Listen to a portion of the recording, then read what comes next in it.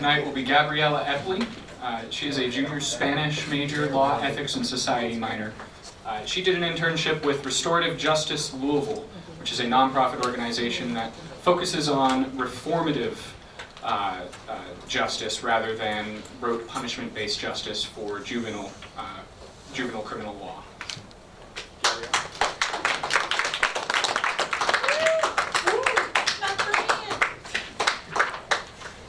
So keep in mind the title of my presentation, which is As the Stars Now Align. Now, Andrew already introduced me, so I'm just going to leave this information up on the screen, but something Andrew didn't tell you about me is that in my future plans, I'm going to go to law school. I plan on practicing criminal law, possibly juvenile law, based on my summer experience. But this was not always what I wanted to do with my life. No. In high school, I insisted that I had to be an astronaut. Yes, an astronaut. I felt so strongly about this that I took all the necessary science classes, even though I wasn't good at them. I had many serious meetings with an Air Force recruiter because my plan was to follow the pathway of many other astronauts, going into the Air Force, working my way into NASA, and then, going up into space, right? That was my thought. I was set on this. I could not let go of it. I would have a crisis every time I thought about not leaving the planet Earth. And until very recently, I couldn't tell you why I was so stuck in this, why 16-year-old Gabby wanted to leave the planet so bad. But I think I've sort of figured out an answer to that question. But I'm not going to tell you until the end of my presentation. Here's what that presentation is going to look like. First, I'm going to tell you what the journey was like to get to my internship this summer. The destination is going to be about the site itself. The experience, that's going to be what I did there, and the conclusion, that's going to be a nice little wrap-up with a bow, hopefully, at the end of the presentation. So let's start with the journey. Last summer, or in the August of 2018, the fall of 2018, I started looking for internships in the environmental department, that sector, because that's what I was interested in at the time. So I sent in some online applications to big national organizations like the Nature Conservancy. And I was impatient as I was waiting on these. I started sending in other applications to communications organizations for podcasts and news companies that I like. Foreseeably, because I did not have any communication experience, I did not get any of these internships. And after waiting a few months, there was this one day where I, in the span of just a few hours, received 3 rejections from some of my previous internships.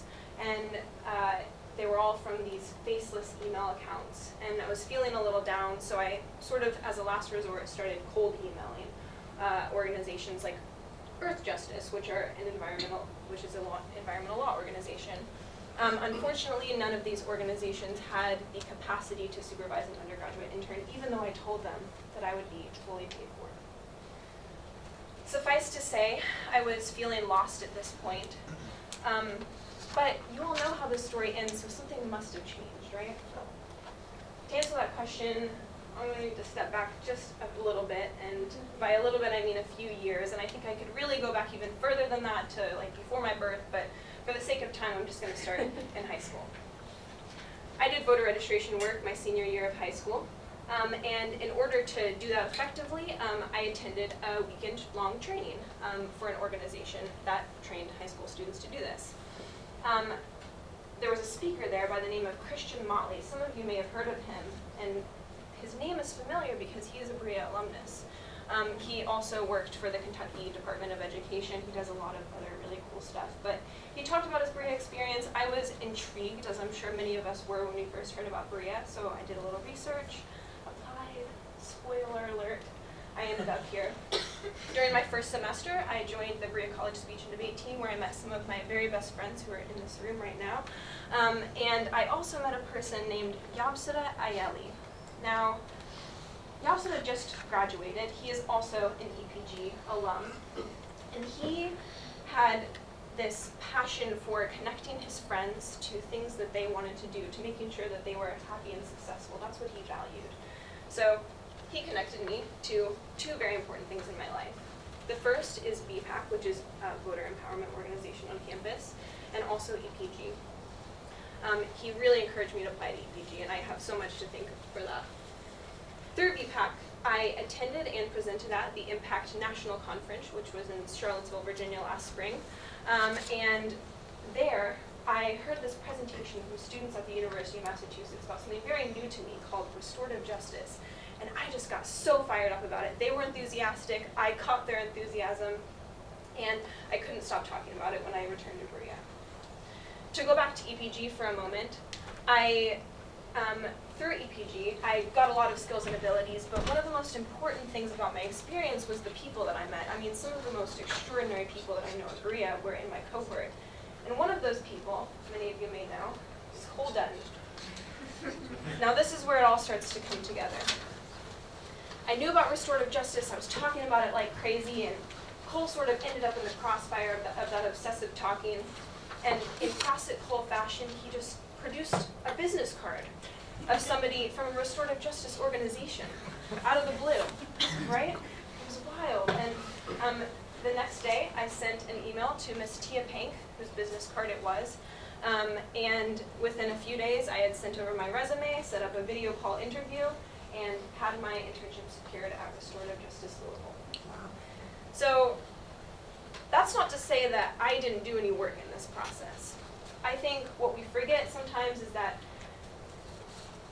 while it's coming at you, these opportunities, these chances, introductions, they don't feel like this retrospective linear graph. They sort of feel more like this. They pop up, and if you don't grab them, they're gonna fly away from you. You're gonna slip right through your fingers. So I had my internship secured, and I'm going to Restorative Justice Louisville. So I'm going to tell you about that. Restorative Justice Louisville is a nonprofit organization in Louisville, Kentucky that works sort of in conjunction with the juvenile court system in Jefferson County. They are a diversion from the court system, so kids who get diverted there don't have to go to court if they successfully complete the program and their record is expunged. If you don't know very much about Restorative Justice Louisville, this is what the process looks like a little bit. Once a case is referred to restorative justice, our case managers set up 2 individual meetings, one with the young offender and one with the victim of the crime, of the wrongdoing. These 2 meetings are to prepare them each for a final conference where all parties meet with their respective support groups of family and friends, and they talk about what happened that led to the wrongdoing. Who was affected by that wrongdoing? What harm was done, and what can be done to repair that harm that was done. At the end of a successful restorative justice conference, all parties will have come up with a written agreement that will be fulfilled by the young offender within a certain period of time, and should that young person fulfill that agreement, that generally repairs the harm and also typically helps to put that young person on a better path, they will have successfully completed it. They don't have to go back to court. It's pretty cool. Restorative Justice Louisville, since its founding in 2011, has grown a lot, and that's really due to the people who work there. There are 3 full-time employees, Miss Libby Mills, Miss Tia Pank, and Miss Stanisha Liggins, 3 awesome ladies. I got to work intimately with 2 of them this summer.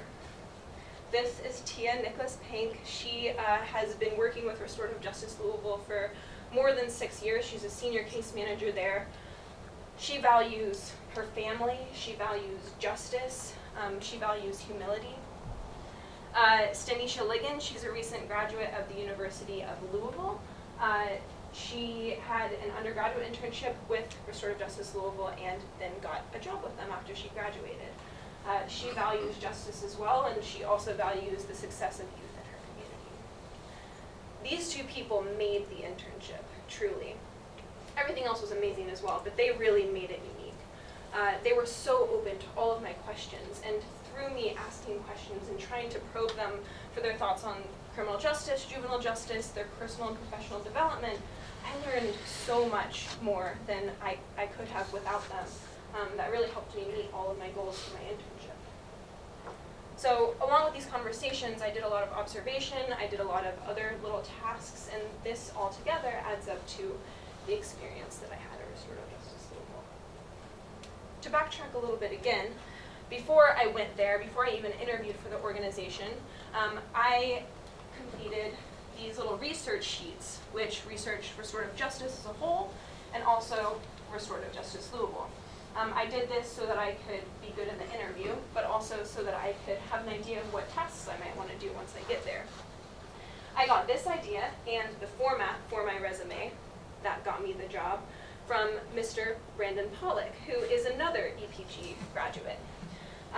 Brandon got some of these tools and at least the skills to develop them through EPG, and I think through EPG I also got some skills that helped me a lot in my internship this summer. So I'm going to talk about the EPG abilities. There are 6 of them, but I'm going to talk about 3 today. Mobilizing resources, engaging complexity and uncertainty, and advocating change. First, mobilizing resources. Through my major, which is Spanish, I've learned some Spanish, I would hope.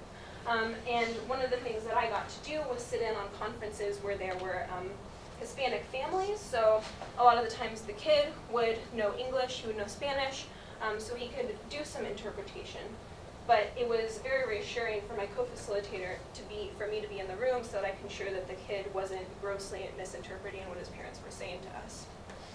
Additionally, I got to make Spanish versions of some of RJL's primary brochures, their literature. That was very cool. I got to mobilize the resources that I gained from my major to do something good for restorative justice. Second is engaging complexity and uncertainty. So this is sort of a 2-part thing here. I engaged uncertainty by trying to overcome a personal barrier of mine, which is that I have sometimes debilitating phone call anxiety. If you don't know what that feels like, I was trying to find some memes because I feel like it's a good way to talk about it. This is one, kind of feels like that. Just your heart rate gets really, really fast right before you're able to make a phone call, and sometimes it doesn't really work to force yourself into it. But one thing I learned is that the reason why I get so nervous about it is because I don't know what's going to happen when I pick up the phone. There's uncertainty there. The sort of paradox there is if I just pick up the phone and figure out what's on the other side, I'm not going to be uncertain about it anymore. So with the help of my supervisor at my internship, she sort of forced me into making some phone calls. I got over that a little bit, still working on it, but I think that was a pretty cool thing that happened. Second, I'll talk about engaging complexity as a separate issue. I got the privilege of shadowing prosecutors and public defenders in Jefferson County's juvenile court system for one day. And if any of you have ever been in a juvenile court, it is super chaotic. There are people running around everywhere, attorneys, judges, social workers, detectives, kids, parents. It doesn't feel great. And I was fascinated by it as, like intellectually, because I thought it was just an interesting thing. It's an intentional thing that the courts do to make it chaotic. But I was thinking, what would it be like if I was the parent or if I was a child going through this system? What would that feel like? I'm trying to still work through it. Of course, I would need to ask actual people that have been through it, but as I look forward to becoming a lawyer, I think it's important to realize what the client's experience would be if I'd be representing them. The second EPG ability that I used the third EPG ability that I used was advocating change. So before I went into the internship, one of the goals of mine was to create sort of a stockpile of materials that RJL could use after I left to sort of sustain the advocacy. So I interviewed volunteer facilitators, I created materials, I created this so that they could better explain the process to their participants. I took portraits of the participants, of employees, and one really cool thing that I looked at 2 weeks ago is that they're using quotes that I got in interviews to help raise money for the organization. Okay. I don't have an amazing transition here, but this is where the presentation starts to wrap up. So I have to answer that question now. Why was 16-year-old Gabby so dedicated to this idea of leaving the planet? Why did I have that crisis? I think I can attempt to answer it for you. I was wanting this life of pure ambition. At the time, I felt really disconnected from my friends, from my family. I wanted to do something special. I wanted to be special. I wanted to be unique. And I thought, okay, I want to do something ambitious, disconnected from people, and special. What has all three of those things more than anything else is leaving the planet for a living. That's what I truly thought. And I think that I thought this because I had not taken the time to really evaluate what I wanted for my life or what was valuable for my life, specifically what my personal values were that I was going to build everything else off of. So I was super suggestible to all sorts of external forces that were pushing me in different directions to determine what my success would be.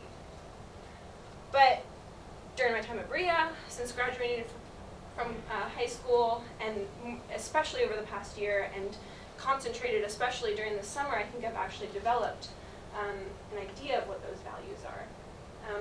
One really important one is just always being with the people around me and making sure that I'm caring for their lives. That's extremely important to me. So,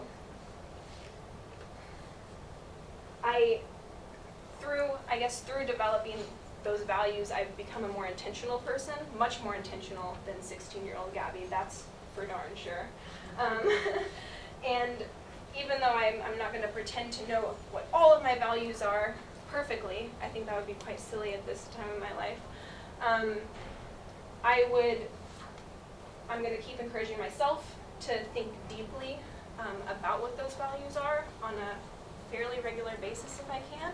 And I would encourage you all to do the same. I think that if we all did, we would understand each other better and maybe just appreciate life a little better than before we started doing that. So.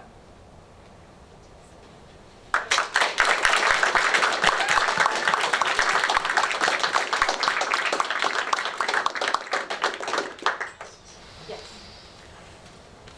Like, tell me about the child that you think, or teenager, or young person under 18. Tell me about the one that probably touched you the most during your internship.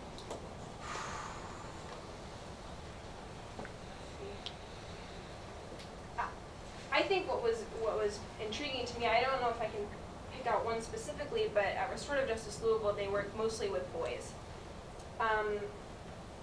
And something interesting that I'm starting to try to consider what the implications of it are, is that like all of these boys would come in and they were really like, I'm not gonna apologize to anybody. Like, they used different language than that. It was a little bit more obscene, but I mean, they were sort of like, I'm not gonna go apologize to this person because they had a fight with somebody, or there was like a cultural divide where people were like, if they hit me, I can't just not hit them back. Like, that's not cool in my community. Like, they're gonna put me down. They're going to discard me if I don't defend myself. I don't know. I can't pick out one individual specifically, but a lot of those boys' perspectives really helped me understand what the community I would be working with would be like if I do go into juvenile justice. You said the chaos in the courtroom was intentional? Yes, I was hoping somebody would ask about that. It's so interesting the way that this was designed. Juvenile courtrooms are intentionally designed to be a little bit less procedural than an adult courtroom. And the way that that's developed in reality is that they're just kind of chaotic. So people are allowed to go in and out of the courtroom. You have, your social workers, your detectives and everything, they get up from their seats in the courtroom just while a proceeding is going on, not to mention that the proceedings for like one hearing can last like 10 seconds, less than that sometimes. And it's designed to make it feel for the child like they're being cared for by all of these people surrounding them all the time. But I think in reality, it might just make people feel more confused because courts and bureaucracy are already confusing, so you're adding all this extra chaos like in the moment. But yeah, they were sort of intentionally designed to be that way to try to help, I guess, make it feel less like. Yes. You said that in the model, you said the offender gets to make up for the harm or the crime that they have done. What are how do they make up for it? And he also briefly mentioned that the offender also gets to correct his or her way by doing that, and how do they do that? Yeah, so in the written agreement that the victim and the offender come up with together, a lot of the time, if it's like a property crime, there will be a not a retribution element. I'm forgetting the word, but they'll actually give them money to pay them back. That's really common. Sometimes people just want an apology note. Sometimes the final conference itself is enough to satisfy the agreement. We just write that down and everybody signs it and checks it off and we're good. And that's like the dream scenario. Sometimes when we have victim representatives from like a school, so we have a school principal that comes in if something happens at a school where there's not necessarily like one victim, it's kind of the whole school is the victim. They'll ask that the student maybe like watch a movie and write an essay on it that they think is important, or just write an essay in general. Those are sort of common things. What kinds of cases were there? Ooh, all sorts of cases. So a lot of property crimes. I think the most common thing that we saw was phones getting stolen. A lot of iPhones getting stolen. There would be some like person-to-person crime. So there would be fights. A lot of stealing of cars, which I thought was interesting. I didn't expect that. Breaking into cars, just breaking property, vandalism, all the things that you think about when you think of what younger kids do getting into mischief, that's also illegal. We don't take on, Restorative Justice Louisville doesn't take on serious sex crimes or anything like that. Although restorative justice is used for those cases. Thank you so much, Gabby.